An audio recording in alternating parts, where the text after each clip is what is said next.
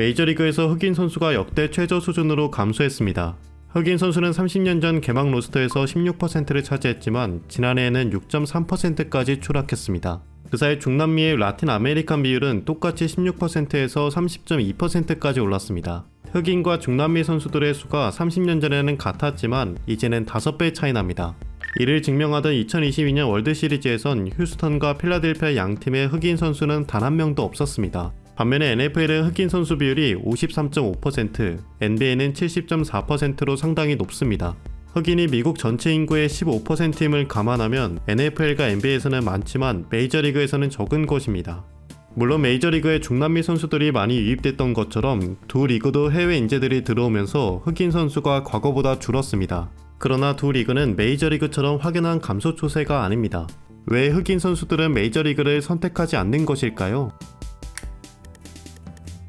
원인으로 가장 많이 거론되는 것은 역시나 돈입니다.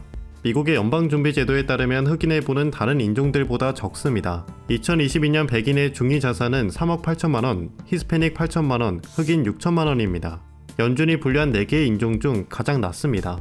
흑인과 백인의 부 격차는 1992년 1억 7천만원에서 2022년 3억 2천만원으로 정점을 찍었습니다. 2010년 이후 격차가 지속적으로 확대된 결과입니다.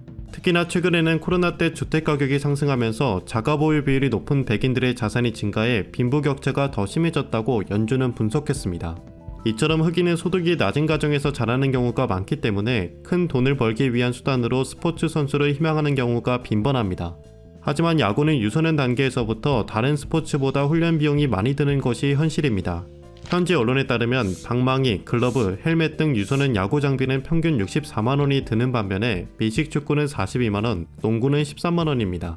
이마저도 10년 전 기사라서 현재 비용은 더 올랐을 것입니다. 비싼 장비로 인해 유소년 시절 진입장벽이 있는 것입니다. 이렇게 유소년 때 장비와 레슨 등의 비용을 지출하더라도 엘리트 선수로서 잠재력이 있으면 대학 체육 장학금으로 결실을 맺기 바랍니다. 하지만 학교가 각 팀에 줄 수 있는 장학금은 제한되어 있기 때문에 모든 선수들이 혜택을 받을 수 없습니다. 또한 한정된 장학금을 모든 스포츠가 동일하게 받는 것이 아니고 종목마다 상이한데 야구는 불리한 실정입니다. 대학 야구 평균 로스터 40.3명 중 11.7명이 장학금을 받습니다. 비율로는 29%인데 이는 전체 평균 57%의 절반에 불과합니다. 미식축구 68.4%와 농구 82.8%랑 비교하면 굉장히 낮다는 것을 알 수 있습니다. 금액으로 비교해도 야구의 장학금은 적습니다. 연평균 장학금은 농구 5,500만원, 미식축구 4,900만원인데 야구는 절반도 안 되는 2,100만원입니다. 농구와 미식축구는 대학 리그 인기가 높아 그로 인한 수입이 높기 때문에 장학금 혜택도 많이 받는 것이 당연합니다. 또한 농구는 로스터 인원이 적어 인원 비율과 평균 금액이 높게 보이는 것일 수도 있습니다. 그러나 미식축구는 야구보다 로스터 인원이 많은데도 인원 비율과 평균 금액 모두 높습니다. 이를 통해 야구의 대학 장학금 혜택이 미국 대표 스포츠 중 제일 적음을 알 수 있습니다. 이처럼 메이저리그 선수가 되기 전 유소년과 대학 시절 때 돈과 관련된 진입장벽이 있습니다. 운동에 재능이 있는 흑인은 이런 야구의 진입장벽으로 인해 농구와 미식축구로 빠져나갑니다.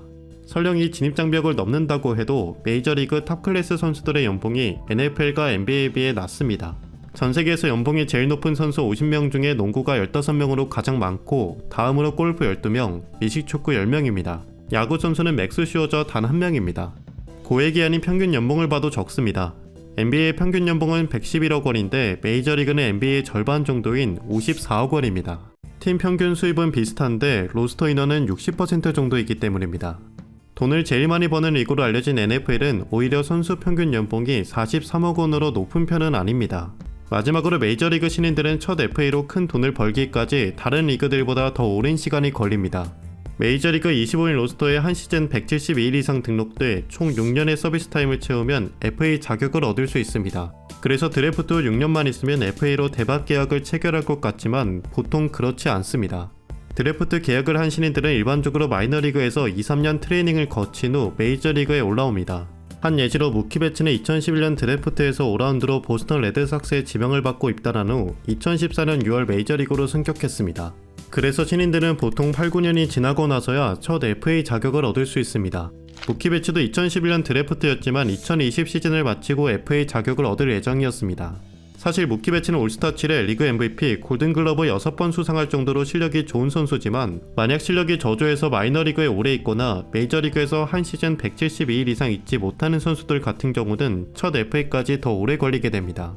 반면에 NBA와 NFL은 신인 드래프트 이후 바로 1군 무대를 받는 경우가 많습니다. 이런 급여와 시스템 차이를 알고 있는 어린 흑인 선수들은 메이저리그보다 NBA와 NFL 쪽으로 진로를 선택하게 됩니다. 야구가 미국 젊은 세대에게 인기 없는 스포츠인 것도 하나의 원인입니다. 미국 성인들이 가장 좋아하는 스포츠 리그는 NFL입니다.